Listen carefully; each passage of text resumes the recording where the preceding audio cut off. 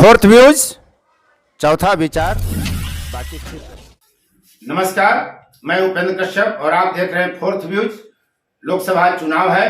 देश भर की राजनीति को हम आपके सामने प्रस्तुत करते हैं कि पूरे देश में राजनीति का मिजाज कैसा चल रहा है, कौन पार्टी क्या कर रही है, कैसे चुनाव लड़ने की तैयारी की जा रही है, कौन गठबंधन कैसे हो रहा है, कौन किधर भाग जा रहा है, कौन पाला बदल ले रहा है, किसने क्या बोल दिया ऐसा कि देश में बवाल हो गया। हम देश और बिहार प्रदेश की खबरों पर फोकस करते हैं, बाकी अन्य प्रदेशों की भी चर्चा हम इस वीडियो में जरूर करते हैं। तो आप प्रतिदिन फोर्थ व्यूज देखना ना भूलें। अगर आपकी थोड़ी भी रुचि है देश की राजनीतिक हलचल के बारे में जानने में, तो हम बात शुरू करते हैं कि राजग का गठबंधन हो गया है। दिल्ली में इसका ऐलान हुआ। बिहार में भाजपा 17 सीटों पर, जदयू 16 सीटों पर, लोजपा रामविलास 5 सीटों पर, जीतनराम मांझी और उपेंद्र कुशवाहा एक एक सीट पर चुनाव लड़ेंगे। इसके बाद मुकेश सहनी और पशुपति कुमार पारस जो चिराग पासवान के चाचा हैं, उनका स्टैंड क्या होगा वह भी बहुत जल्द ही क्लियर हो जाएगा। कुल मिलाजुलाकर स्थिति यह है कि बिहार में जिस तरह से सीटों का बंटवारा हुआ उसमें खासकर भाजपा के कार्यकर्ताओं में निराशा की स्थिति है। भाजपा के कार्यकर्ताओं का स्पष्ट मानना है कि नीतीश कुमार को 16 सीट भी नहीं दिया जाना चाहिए। दूसरी तरफ भाजपा के इस निर्णय से भाजपा के समर्थक खुश हैं और इसे उचित बता रहे हैं कि चिराग पासवान को तवज्जो दिया गया और पशुपति कुमार पारस से परहेज किया गया। ग्रास रूट पर जानकारी यही है। स्पष्ट लोगों का कहना है कि जो बिहार में 6 से 7% वोट है लोजपा का, खासकर जिसमें लगभग 6%, 5.5% पासवान जाति का जो वोट है वो पशुपति कुमार पारस के साथ नहीं है, जैसा कि हमने आपको पहले भी वीडियो में बताया है फोर्थ व्यूज पर। यह स्पष्ट है कि पासवान जाति का वोट बैंक जो है वो चिराग पासवान के साथ जुड़ा है, न कि पशुपति कुमार पारस के साथ। एनडीए खेमे से निशाने पर जदयू का तीर चल रहा है। 18 वर्षों से कभी एनडीए तो कभी महागठबंधन की मदद से नीतीश कुमार मुख्यमंत्री हैं, लगातार वही चल रहे हैं। भाजपा के लिए भी काफी महत्व रखता है जदयू का साथ, सबको जान रहा है नीतीश कुमार इधर पलटी मारेंगे उसकी सरकार बन जाएगी। लेकिन अब उससे बड़े पलटी मार उपेंद्र कुशवाहा को कहा जा रहा है, उसकी फिर कभी हम चर्चा करेंगे। बिहार के विधानसभा चुनाव में भी नीतीश कुमार ने अपनी ताकत दिखा दी है। चुनाव है तो स्वाभाविक है कि कई तरह के गॉसिप मार्केट में आते हैं, चर्चा भी होती है। अब एक खबर आ रही है कि पक्की सूचना होने के बावजूद कि अमुक प्रत्याशी वहां से चुनाव हार जाएगा, इसके बावजूद नाराजगी के डर से जो है पार्टियां टिकट नहीं काट रही हैं कि वो खड़ा न हो जाए हराने के लिए दूसरा अगर प्रत्याशी बदलते हैं तो। भाजपा और जदयू के सर्वे की अनुशंसा से कट सकता है 10 सांसदों का टिकट। बिहार के लिए ये बड़ी खबर है। पार्टी के प्रति समर्पण और जातीय ताना बाना कड़े निर्णय में डाल रही है बाधा। जाति और धर्म के बिना तो अब राजनीति हो नहीं रहे, मतों का ध्रुवीकरण इसी आधार पर हो रहा है और आप किसी को उचित और किसी को अनुचित नहीं ठहरा सकते। अगर जाति के आधार पर राजनीति करना, जातीय समीकरण साधना अनुचित है तो धर्म की राजनीति भी अनुचित है। और जाति की राजनीति को सही जो लोग मानते हैं उनको यह हक नहीं है कि धर्म की राजनीति को गलत बताएं। तो अगर तटस्थता से देखेंगे तो जाति और धर्म दोनों की ही राजनीति गलत है लोकतंत्र के लिए। लेकिन अगर जातिवाद की राजनीति करने वाले धर्मवाद की राजनीति करने वाले पर कटाक्ष करें, धर्मवाद की राजनीति करने वाले जातिवाद की राजनीति करने वाले पर कटाक्ष करें तो ये गलत है, कॉकटेल है। हर खेमा जाति और धर्म को चुनाव में लाता ही लाता है। यह और बात है कि एक चोर दूसरे को शोर मचाकर कहता है कि सामने वाला चोर है, लेकिन सच यही है कि चोर सभी हैं। तो धर्म और जाति की राजनीति के मामले में भी यही स्थिति है। सब लोग अपने अपने हिसाब से धर्म साधते हैं।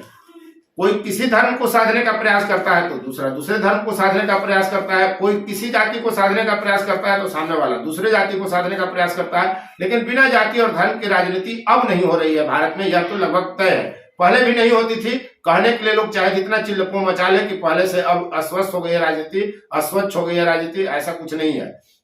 राजनीति में हमेशा धर्म और जाति की राजनीति की जाती रही है। 1951-52 में जब लोकसभा का चुनाव, विधानसभा का चुनाव जब शुरू हुआ था भारत में, तब से आप देखिए कांग्रेस पर यह खुला आरोप लगते रहा है और यह एक हद तक काफी सच के करीब भी आरोप है कि अनुसूचित जाति जिसे हरिजन कहा जाता था, मुस्लिम और ब्राह्मण की राजनीति कांग्रेस करते रही है। तो तमाम राजनीतिक दल जाति और धर्म की राजनीति करते हैं। इस पचड़े में कतई न पड़े कि कौन बेहतर है और कौन नहीं कर रहा है, कर सब रहे हैं। आप अपने अनुकूल रास्ता चुन सकते हैं। कहा जा रहा है कि राजग में भाजपा और जदयू नेतृत्व संकट से अधिक जूझ रहा है। दो अन्य घटक दल लोजपा रामविलास और रालोसपा को भी संकट का सामना करना पड़ रहा है कि कहीं टिकट काटे तो नाराजगी न बढ़ जाए। नए सहयोगियों को जोड़ बड़ा सौदेबाज निकली भाजपा। भाजपा ने बिहार में सबसे अधिक सीटें अपने पास रखी। जदयू और लोजपा की एक एक सीट कम हो गई। जीतन राम मांझी और उपेंद्र कुशवाहा को एक एक सीट पर समेट दिया। तो इस तरह की हर पार्टी अपनी अपनी रणनीति बना रही है। मुंगेर के लिए पटना के 6 लाख मतदाता निर्णायक की स्थिति में है। परिसीमन के बाद भाजपा समर्थित दल ही वहां से जीतते रहा है। लवली आनंद जदयू में शामिल हो गई है। शिवहर से उनके चुनाव लड़ने की चर्चा है। जदयू से बाहुबली के खिलाफ बड़ा बात करते रहते हैं नीतीश कुमार, तो उनकी स्थिति भी आप देख लीजिए। जब नरेंद्र मोदी परिवारवाद का मुद्दा उछाल रहे हैं, रोहिणी आचार्य के चुनाव लड़ने की संभावना व्यक्त की जा रही है, जिस पर एक खास वीडियो हमने आपको फोर्थ न्यूज पर प्रस्तुत किया है कि रोहिणी आचार्य सारण से लड़ेगी। परिवारवाद जो उठा रहे हैं नरेंद्र मोदी, बड़ा मुद्दा, उनके गाल पर एक तमाचा है रोहिणी आचार्य। तो अब उसका भी काट खोजा जा रहा है। तेजस्वी यादव राजद के सुप्रीमो भय दिग्गज है लालू प्रसाद के बाद, और उनके तरफ से प्रयास यही किया जा रहा है कि 17 महीने बाद 17 साल के काम और एजेंडे के विकास के एजेंडे को लेकर आगे बढ़ेंगे तेजस्वी। और वो हर जगह एक ही बात कर रहे हैं कि जो 17 साल में राजग की सरकार ने बिहार में नहीं किया, वो अकेले वो कर चुके हैं। होली है, चुनाव है, दोनों मजेदार वक्त आता है। होली में भी कुछ भी बोल दीजिए और चुनाव में भी कुछ भी बोल दीजिए। अब होली में जो है मोदी और दूसरे नेताओं के चेहरे के शक्ल में कई चीजें प्रस्तुत होने लगी हैं। मुखौटा आ गया है, कई रंग, पिचकारी, बम, पटाखा के नाम नेताओं के नाम पर रखे जा रहे हैं। जदयू जो है एलसीडी लगा हुआ वाहन घुमा रही है पूरे बिहार में और उसी से प्रचार कर रही है। तो इस तरह की तमाम चीजें अभी चल रही हैं। अगर राष्ट्रीय स्तर पर देखें तो 131 सीटें ऐसी है जहां वंचित समाज जो है सुरक्षित घेरा बना देता है। लकीर छोड़कर मुख्य धारा से जुड़े SC/ST के मतदाता तय करने लगे और राजनीतिक दशा दिशा। 17% भागीदारी है अनुसूचित जाति वर्ग की देश की आबादी में। जो फैक्टर फंडा है, फैक्ट जो है वो बता रहे हैं 9% आबादी है देश में अनुसूचित जनजाति वर्ग की। 84 अनुसूचित जाति की आरक्षित सीटों में से भाजपा 40 तो कांग्रेस 7 ही जीत सकी थी 2014 में। 47 ST के लिए आरक्षित सीटों में से भाजपा ने 27 पर परचम लहराया तो कांग्रेस 5 पर सिमट गई थी 2014 में। 46 अनुसूचित जाति सीटें जो है आरक्षित भाजपा जीती तो कांग्रेस मात्र 5 पर सिमट गई थी 2019 के चुनाव में। और 31 अनुसूचित जनजाति सीटें जो भाजपा की झोली में आई तो कांग्रेस के झोली में सिर्फ 4 सीटें गई थी 2019 में। कांग्रेस ने भी पहल किया, बनाया, खड़गे को अध्यक्ष बना दिया है। इसी सब राजनीति साधने की दिशा में यह एक कवायद है। चंडीगढ़ से खबर है कि अतिरिक्त समय जो है घटाया है भाजपा और सीएत पर दबाव। सीएत भाजपा की रणनीति पर कांग्रेस की नजर है। पंजाब में गठबंधन के लिए जल्दी में नहीं है दोनों दल। आखिरी दौर में पंजाब में होनी है वोटिंग, इसलिए भी अभी उनके पास वक्त है। अगर मुंबई में देखें तो मराठा आरक्षण आंदोलन ने बढ़ाया है वहां का सियासी पारा।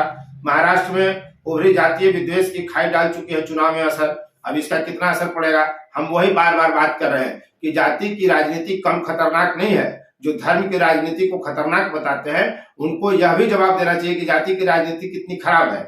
अगर आप एनालिसिस करेंगे, तटस्थ होकर विश्लेषण करेंगे, तभी सही निष्कर्ष पर पहुंचेंगे। अन्यथा बकने के लिए आप कुछ भी बकते रहिए। जाति की राजनीति ने इस देश में कम समस्याएं खड़ी नहीं की हैं।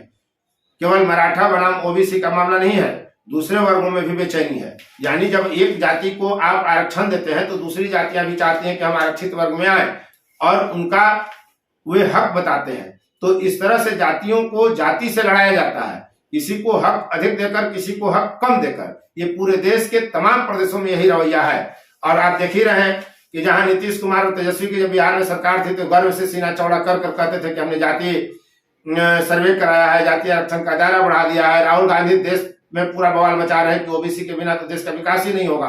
वो डंके की चोट पर कहते चल रहे हैं कि हम सत्ता में आएंगे तो जाति गणना कराएंगे ही कराएंगे। तो जाति गणना कराएंगे, जिसकी जितनी हिस्सेदारी उसकी उतनी भागीदारी का नारा लगाएंगे और देंगे ठंगा बाबा जी का। यह कभी भारत में संभव नहीं है कि जिसकी जितनी हिस्सेदारी है उतनी भागीदारी मिले, खासकर जाति आधार पर। ये मतदाताओं को, जनता को बरगलाया जाता है। जब आप आरक्षण देते हैं वर्गीय आधार पर तो जिसकी जितनी हिस्सेदारी उतनी भागीदारी कहां से जाति की होगी? फिर जाति गणना करने का क्या मतलब है? तमाम चीजें हैं, बहुत सारे सवाल हैं, लेकिन उसका जवाब आपको कोई स्पष्ट रूप से नहीं देगा, बरगलाएगा। तो इस तरह की तमाम बातें हैं। अब देखिए चंडीगढ़ में एक और खबर आ रही है कि महागठबंधन टूटने के बाद भाजपा और जसपा में मैत्री मुकाबला होगा। गजब स्थिति है भाई। जैसे आप और कांग्रेस, जैसे वायनाड में कांग्रेस और डी राजा की पत्नी, राहुल गांधी और डी राजा की पत्नी दोनों आमने सामने चुनाव लड़ेंगे और देश में दोनों में समझौता है। केरल में गठबंधन है, दूसरे देश में गठबंधन है। दिल्ली में आप और कांग्रेस में गठबंधन है, पंजाब में साफ है। तो ये स्थिति है गठबंधनों की। एक जगह दूसरे को गाली बकिए और दूसरी जगह गलबहियां करके जनता से कहिए कि हम लोग मोदी को हटाने के लिए, देश के विकास के लिए वोट मांगने आए हैं। तो इस तरह की विचित्र स्थिति चुनाव में होती है। अब चंडीगढ़ में स्थिति है कि हरियाणा में भाजपा द्वारा कोई सीट नहीं दिए जाने के बाद सहयोगी दल रहे जसपा ने बदल ली थी अपनी रणनीति। भाजपा को जसपा के अकेले लोकसभा चुनाव लड़ने का फायदा मिलेगा। कांग्रेस की इससे चिंता बढ़ गई।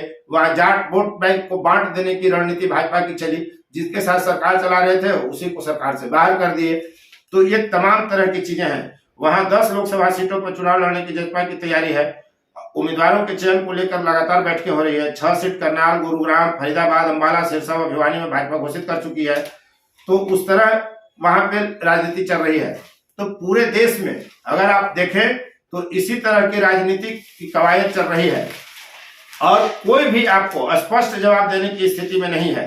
चाहे वो जाति का मुद्दा हो, चाहे धर्म का मुद्दा हो, चाहे आरक्षण का मुद्दा हो, चाहे इलेक्टोरल बॉन्ड का मुद्दा हो। अब बताइए इलेक्टोरल बॉन्ड में स्थिति ये है कि जदयू, राजद और बसपा वालों के, जदयू और राजद, बसपा को 1 रुपया मिला नहीं, लेकिन जदयू और राजद वाले सफाई दे रहे हैं कि उनके दरवाजे पर 10 करोड़ रुपए आकर के रख के लोग चले गए और इनको पता ही नहीं है कि कौन दिया और दूसरे को चोर कह रहे हैं चिल्ला चिल्लाकर। तो ये स्थिति बड़ी विचित्र है। तो जनता को सतर्क रहने की जरूरत है। आपको पूरी तरह चुनाव में बरगलाया जाएगा। आपको बरगला कर वोट लेने की कवायद तमाम पक्षों द्वारा किया जाएगा। अब आप किसके पक्ष में प्रभावित हो जाते हैं या पर निर्भर है, निर्णय आपको लेना है देश हित में। और कुछ एक्स पोस्ट पर जो एक्सक्लूसिव चीजें होती हैं वो हम आपको पढ़कर बता रहे हैं। रितिका चंदोला कहती हैं कि बेंगलुरु की घटना यही बताती है कि इस देश में आप सड़क पर नमाज तो पढ़ सकते हैं लेकिन अपनी दुकान पर हनुमान चालीसा नहीं सुन सकते। कुछ लोगों की नजर में ही सेकुलर इंडिया है। यही वजह है कि भाजपा मजबूत हो रही है। आप सेकुलरिज्म की जब भी बात करेंगे तो पक्ष भाजपा की मजबूत करेंगे, यह तय है। और यही चीज विपक्ष बुझने के लिए तैयार नहीं है, समझने के लिए तैयार नहीं है कि आप मुस्लिम तुष्टीकरण के लिए किस हद तक चले जाते हैं। कोई नेता इस पर चिल्ल को नहीं मचाएगा, शोर नहीं मचाएगा। संदेश खाली पर चुप, बेंगलुरु की इस घटना पर चुप। यही चुप्पी भाजपा की ताकत है, इसको समझने की जरूरत है। तवलीन सिंह लिखती हैं, वरिष्ठ पत्रकार है देश की, कि राहुल गांधी अपने भाषणों से मोदी की मदद ही करते हैं। बिना पूरी जानकारी के उन्हें हिंदू धर्म में शक्ति के प्रसंग को छेड़ने की क्या आवश्यकता थी। और इसी मुद्दे पर नवीन चौधरी कहते हैं कि राहुल गांधी की वजह से हम कभी अच्छा विपक्ष नहीं देख पाएंगे। पता नहीं उनका भाषण कौन लिख रहा है। यही कह देते कि हिंदी में शक्ति शब्द है तो क्या चला जाता। हिंदू धर्म में शक्ति शब्द इस्तेमाल कर लिया और फिर उसके बाद वही विक्रम बेताल की कहानी, तू बोला और मैं चला। तो कांग्रेस ही असली हकदार है इस बात का कि भाजपा इस देश में मजबूत हो रही है, उसका श्रेय उसे दिया जाए। जब तक राहुल और गांधी नेहरू परिवार के लोग कांग्रेस की बागडोर संभालते रहेंगे, इस देश में भाजपा मजबूत ही रहेगी। इसी की संभावना दिख रही है। कांग्रेस को पूरी तरह खत्म कर जब तक नया नेतृत्व नहीं आप उभारिएगा तब तक कांग्रेस का काया पलट होने से रहा। और जब तक इस देश में विपक्ष मजबूत नहीं होगा तब तक लोकतंत्र को लेकर सवाल उठते रहेंगे, समस्याएं उठती रहेंगी। रूस में आप पुतिन को देख ही रहे, लगातार चुनाव जीत रहे हैं, हारते ही रहे, विपक्ष में कोई खड़ा ही नहीं होता, 80% से अधिक वोट ले लेते हैं। तो बिहार भी क्या रूस की धारा पर, भारत भी क्या रूस की तरफ जा रहा है। जिस तरह से विपक्ष चिल्ला रहा है कि लोकतंत्र खत्म कर दिया जाएगा, 1 नेशन नो इलेक्शन, जिस तरह से जयराम रमेश कह रहे हैं, तो इस तरह की स्थिति के लिए भी कांग्रेस ही जिम्मेदार होगी, आप जान लीजिए। इसलिए कि जो व्यक्ति कहता हो कि सत्ता जहर है, जो व्यक्ति कहता हो कि हम राजनीति के लिए नहीं है, उस व्यक्ति को प्रधानमंत्री बनने के लिए पूरा ताकत लगाया जा रहा है। तो आप कैसे सत्ता पक्ष को कमजोर कर सकेंगे, यह प्रश्न है। शिवकांत लिखते हैं कि कांग्रेस अध्यक्ष मल्लिकार्जुन खड़गे को यदि सुरक्षा के लिए 7 चरणों के चुनाव से विकास रुक जाने की चिंता है तो कोविड समिति की एक साथ चुनाव कराने की राय का विरोध क्यों करते हैं। बंगाल, बिहार, केरल और कश्मीर के अपने साथियों से कहते क्यों नहीं कि सभ्य बने और हिंसा न करें। जीत भी मेरी और पट भी मेरी, ये कौन सी नीति है। और ऐसी ही नीति मैं बार बार कह रहा हूं कि कांग्रेस की है, जिसके कारण भाजपा मजबूत हो रही है। तो पूरे देश और प्रदेश की खबरों के साथ हम आपके बीच आते रहते हैं। अब तक आप इस वीडियो में बने रहे, इसके लिए आपको बहुत बहुत धन्यवाद। आप देखते रहिए रोज इसी तरह का वीडियो। जय हिंद। फोर्थ व्यूज, चौथा विचार, बाकी फिर